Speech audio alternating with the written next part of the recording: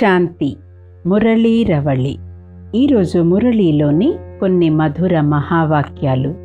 తేదీ 12/2/2024. బాబా చెప్తున్నారు, మధురమైన పిల్లలారా, మీ మోహపు బంధనాలు ఇప్పుడు తెగిపోవాలి. ఎందుకంటే ఈ ప్రపంచమంతా వినాశనం కానున్నది. ఈ పాత ప్రపంచంలోని ఏ వస్తువు పైన కూడా ఆసక్తి ఉండరాదు.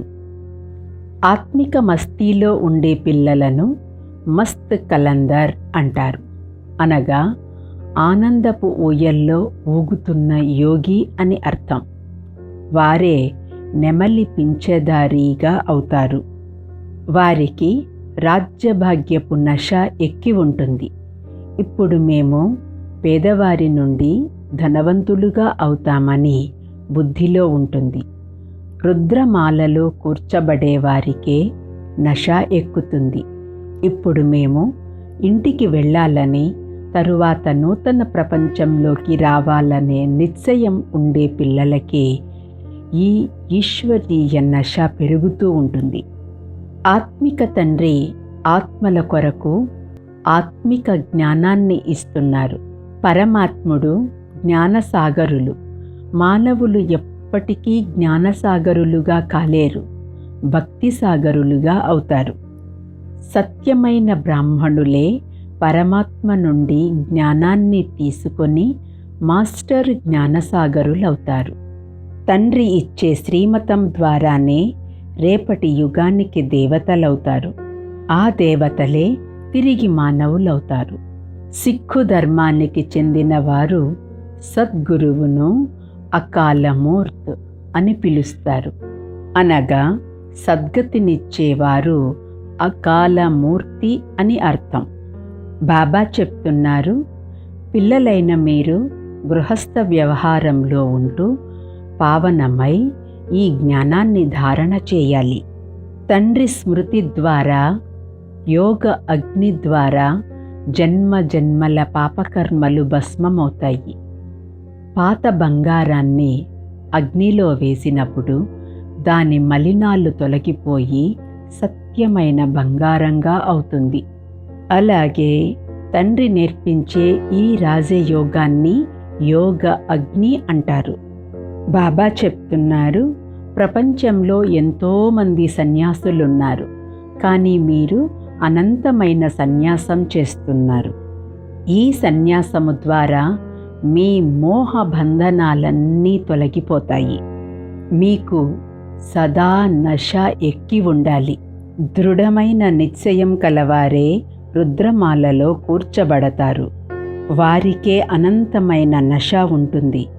బాబా చెప్తున్నారు, ఆత్మకు దివ్య దృష్టి లభించినప్పుడు శరీర భ్రాంతి ఉండదు.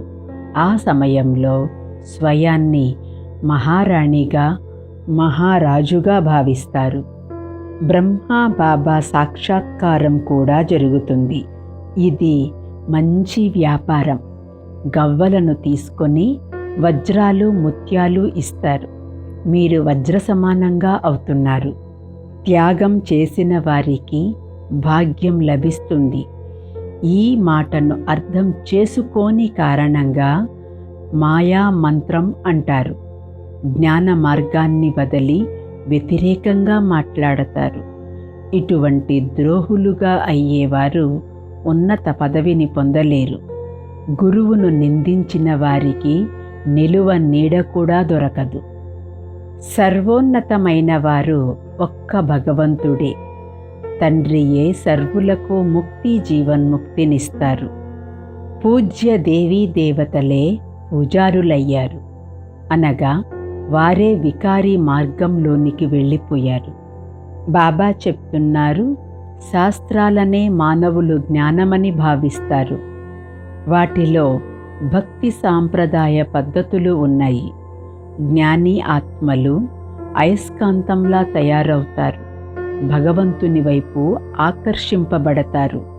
ఎంతెంత తండ్రిని స్మృతి చేస్తారో అంత ఆకర్షణ ఉంటుంది. బాబా చెప్తున్నారు, ముందు ముందు మీరు ఏమేమి అవుతారో, ఏ ఏ వికర్మలు చేశారో అందరికీ సాక్షాత్కారం అవుతుంది. బాబా చెప్తున్నారు, 84 జన్మల పూర్తి సృష్టి చక్ర ఆది మధ్య అంత్యజ్ఞానమంతా మీకు లభించింది. అందరూ నెంబర్ వారుగా ఉన్నారు. కొంతమంది ఎక్కువ మార్కులతో పాస్ అవుతారు, మరికొందరు తక్కువ మార్కులతో పాస్ అవుతారు. అంతేకాని ఈ కల్పవృక్షం నుండి ఎవ్వరూ దూరం కాలేరు. ఒకసారి సృష్టిపై జన్మించిన తరువాత సృష్టి పూర్తి అయ్యే వరకు జనన మరణ చక్రంలో రావలసిందే. మీరు జ్ఞాన నదులు, జ్ఞాన సాగరుడి నుండి శక్తిని నింపుకొని అందరికీ ముక్తి జీవన్ముక్తులను అందిస్తారు.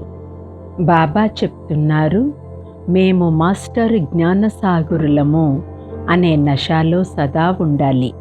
స్వయంలో జ్ఞానశక్తిని నింపుకొని అయస్కాంతంగా కావాలి. ఆత్మిక సందేశకులుగా కావాలి. సద్గురు తండ్రి పేరుకు చెడు పేరు తెచ్చే కర్మలేవీ చేయరాదు.